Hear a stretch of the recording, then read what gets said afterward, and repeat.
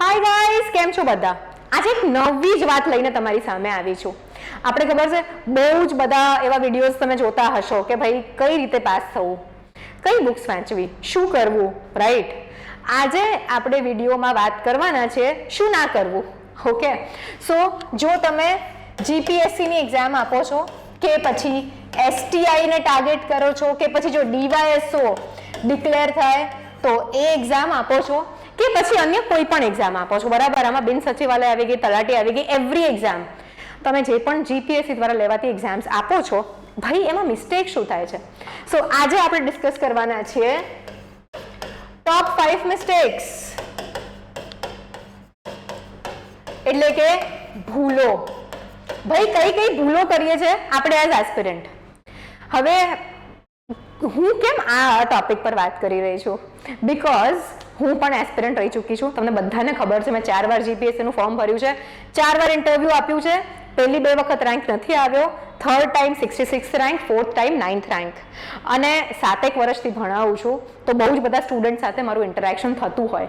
તો અમુક વસ્તુઓ જે કોમન મિસ્ટેક્સ છે કે ભાઈ ટોપ 5 કોમન મિસ્ટેક્સ કઈ કરે છે જીપીએસસી આપનારા વ્યક્તિઓ, બરાબર? કોઈ પણ એક્ઝામ હોઈ શકે, જીપીએસસી ઓર જીએસએસબી દ્વારા લેવાતી. સૌથી પહેલી મિસ્ટેક, તમને એક પ્રશ્ન પૂછું, તમારે મને આન્સર કરવાનું છે, બરાબર? અને પ્લસ આ વિડીયો પતે ત્યારે તમે કઈ કઈ મિસ્ટેક્સ કરો છો એ તમારે મને કમેન્ટમાં લખીને જણાવવાનું છે. ઓકે, સૌથી પહેલી મિસ્ટેક, એના માટે હું ક્વેશ્ચન પૂછીશ. ઓકે, સો તમે મને એમ કહો, જો તમે 12મા ધોરણની 12th સ્ટેન્ડર્ડની એક્ઝામ આપતા હો, પરીક્ષા આપતા હો, અને તમે એમ કહો કે ભાઈ આ તો બધું અઘરું છે, હું 10મા ધોરણનો જ સિલેબસ વાંચીશ, 10મા ધોરણની જ ચોપડી વાંચીશ, કારણ કે મને તો એ જ ફાવે છે. એક્ઝામ નીકળે? ના નીકળે. સો સૌથી પહેલી ભૂલ જે બધા જ એસ્પિરન્ટ્સ કરે છે, એક્ઝામના લેવલને જોતા નથી, પ્રીવિયસ યર ક્વેશ્ચન્સને જોતા નથી અને પોતાને કમ્ફર્ટેબલ લાગે એ મટીરિયલ વાપરે છે. તો સૌથી પહેલી મિસ્ટેક આપણે કરીએ છીએ આપણા સોર્સિસમાં. ઓકે, સૌથી પહેલી મિસ્ટેક આપણે કરીએ છીએ આપણા સોર્સિસમાં. હવે તમે કહેશો કે મેમ મારે કોન્સ્ટેબલની એક્ઝામ આપવી છે, એમાં એનસીઈઆરટી વાંચવાની ક્યાં વાત આવી? ગાઈઝ, એ બેઝિક છે, બરાબર? જો તમને આખી વાર્તા ખબર હશે ને તો એની અંદરના ફેક્ટ યાદ રાખવા બહુ જ સહેલા થઈ જશે. હું એમ નથી કહેતી ખાલી એનસીઈઆરટી વાંચવાની છે, ભાઈ લુસન્ટ પણ જોડે વાંચવાની છે. Okay, second thing, sources. તો પહેલી મિસ્ટેક આપણને ખબર પડી ગઈ શું કરીએ છે. ભાઈ આપણે હિંમત ઓછી રાખીએ છીએ સોર્સિસ ફિક્સ કરવામાં.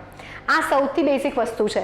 જો તમારા સોર્સિસ પાક્કા હશે, બરાબર, પછી ઘણી બધી વખત છોકરાઓ છે નવા નવા પ્રશ્નો લઈને આવે. મેમ પેલા એક્ઝામના પ્રશ્નનું લેવલ ને અત્યારના એક્ઝામના પ્રશ્નનું લેવલ બદલાઈ ગયું છે, કંઈ ખબર નથી પડતી શું વાંચીએ. થાય ને તમને એવું? ગાઈઝ, યુપીએસસી આપનારા લોકો ફેબ્રુઆરી પ્રિલિમ્સમાં રમતા રમતા 200 માર્ક્સ લઈને આવ્યા છે. તો તમને હજી જો એવું લાગતું હોય કે તમારે સોર્સિસ બદલવાની જરૂર છે તો આઈ એમ સોરી. ઓકે, બીજી મિસ્ટેક જોઈએ ને તો ખબર પડશે ક્યાં મિસ્ટેક થાય છે, પણ તમારે મને કહેવાનું છે કમેન્ટ બોક્સમાં ક્યાં મિસ્ટેક થાય છે. સેકન્ડ વસ્તુ, ચલો સોર્સિસ ફિક્સ કરી નાખ્યા, બરાબર? દાખલા તરીકે આપણે જ્યોગ્રાફીની વાત કરીએ, ભૂગોળની. મને ઘણા બધા છોકરાઓના મેસેજને ફોન આવે, મેમ તમે કીધું તો એ બુક લિસ્ટ પતી ગયું, હવે શું વાંચવાનું? અલા ભાઈ, એનું એ જ 50 વાર વાંચવાનું છે. સો હમણાં જ મને કોલ આવ્યો હતો, એક સ્ટુડન્ટનું નામ નહીં કહું, મેમ મારી છે ને 11માની ભૂગોળની એનસીઈઆરટી પતી ગઈ, હવે શું વાંચું? આપણે સોર્સિસ ચેન્જ કર્યા કરીએ છીએ. ઓકે, આપણે વારે વારે સોર્સિસ જે છે આપણા એ ચેન્જ કર્યા કરીએ છીએ. એના કારણે રિવિઝન નથી થતું, એના કારણે મગજમાં આપણે કોન્સેપ્ટ ભૂલતા જઈએ છીએ. હવે નેક્સ્ટ વિડીયો આપણે લઈને આવીશું, ઘણા બધા આવા નાના નાના વિડીયોઝ લઈને આવીશ. આપણું મગજ કઈ રીતે ફંક્શન કરે છે ને એની ઉપર વિડીયો કરીશું, પ્રોમિસ. થર્ડ મિસ્ટેક જે આપણે કરીએ છીએ, ફટાફટ મિસ્ટેક્સ કહીશ કારણ કે આમાં કંઈ એટલું વિશ્લેષણ કરવાની જરૂર નથી. સો સોર્સિસ ચેન્જ કરીએ છીએ. સોર્સિસ પહેલા તો ફિક્સ નથી કરતા, ફિક્સ કરી દઈએ તો ચેન્જ કરવાનું વિચારીએ છીએ, અલગ અલગ વસ્તુઓ વાંચીએ છીએ. ક્યાં તો પછી એવું થઈ જાય કે ભાઈ આપણો ફ્રેન્ડ આવે, ભાઈ ફલાણા ઠીકણા ક્લાસીસની નોટ્સ બહુ જોરદાર આવી, ચાલ એ વાંચીએ. ગાઈઝ, કોઈ પણ પબ્લિકેશનની કે કોઈ પણ ક્લાસીસની નોટ્સ વાંચવાથી એક્ઝામ ના નીકળે, બરાબર? સો સોર્સિસ ફિક્સ કરો, લેવલના ફિક્સ કરો, સોર્સિસને પકડીને રાખો, ચેન્જ ના કરો. અને બીજી વસ્તુ, ગવર્મેન્ટ પબ્લિકેશન્સ પર જ ફોકસ કરો. ઓકે, ગવર્મેન્ટ પબ્લિકેશન્સ પર જ ફોકસ કરો. 1980ના જમાનામાં એવું ચાલતું હતું કે ભાઈ અમુક કોચિંગની બુક્સમાંથી પ્રશ્ન નીકળે, પણ હવે પારદર્શિતા, ટ્રાન્સપેરન્સી એટલી બધી આવી ગઈ છે, એવું નથી થતું. ઓકે, ફોર્થ મિસ્ટેક, રિવિઝનની ઉણપ છે. રિવિઝન શું છે? તમને એમ લાગે કે ભાઈ પોલિટી એક વખત વાંચી લીધું એમ લક્ષ્મીકાંત બુકમાંથી, હવે હું 6 મહિના સુધી બીજા સબ્જેક્ટ પતાવું, પછી પાછી એમ લક્ષ્મીકાંત વાંચીશ એટલે મારું રિવિઝન કહેવાય. ભાઈ સોરી, 1 કલાક વાંચો, 10 મિનિટ રિવાઇઝ કરો, એની એ જ વસ્તુ. આખો દિવસ વાંચો, સૂતા પહેલા 1 કલાક આખા દિવસમાં શું વાંચ્યું છે રિવાઇઝ કરો, તો જ યાદ રહેશે, નહીં તો બધું જ ભૂલાઈ જશે, અહીંથી હવા થઈ જશે. અને સૌથી મોટી મિસ્ટેક, બરાબર, આ મિસ્ટેક બધા જ કરે છે, બધા જ કરે. જે લોકો એવું કહે છે ને મેમ પ્રિલિમ્સ નીકળતી નથી, 100% લોકો આ મિસ્ટેક કરે છે. શું થાય છે ખબર છે? એક્ઝામમાં જાઓ અને ક્વેશ્ચનને જોઈને બીક લાગે. કેમ બીક લાગે? કારણ કે આપણે ક્વેશ્ચન્સની પ્રેક્ટિસ કરી જ નથી. ઓકે, MCQ સોલ્વ કરવાની પ્રેક્ટિસ કરી જ નથી. ભાઈ MCQ કોઈ પણ એક્ઝામ આપો ને પહેલા 4-5 હજાર MCQs સોલ્વ કરવા પડે. તો જો તમને આમાંથી કોઈ પણ મિસ્ટેક્સ થતી હોય તમારાથી, બરાબર, તો મને કમેન્ટ સેક્શનમાં કહો. એન્ડ ઇન કેસ તમને એક એવું સોલ્યુશન, તમારાથી આ ડિસિપ્લિન જળવાતી જ નથી કે મેમ હું તો આ ના કરી શકું, આ ના કરી શકું, મને સમજણ નથી પડતી, તો ભાઈ સમજાવવા માટે અમે છીએ. Okay, so let me tell you, મારું પોતાનું કોચિંગ છે. અમે નાની 25-30 સ્ટુડન્ટ્સની બેચીસ ચલાવીએ છીએ. સો કોઈને ફોર્સ નથી કે તમે બધા જોઈન કરો. જોઈન કરાવવા માટે આ વિડીયો નથી બન્યો. બટ જો તમને એવું થતું હોય કે ભાઈ મને NCERT નથી સમજ પડતી, મને ઇકોનોમિક્સ નથી ફાવતું, તો you can join our classes. બધા જ ઓથેન્ટિક સોર્સિસને કમ્બાઈન કરીને લેક્ચર્સ લેવામાં આવે છે. લેક્ચર્સ ઇંગ્લિશ અને ગુજરાતી 2 ભાષાઓમાં લેવામાં આવે છે. કેમ?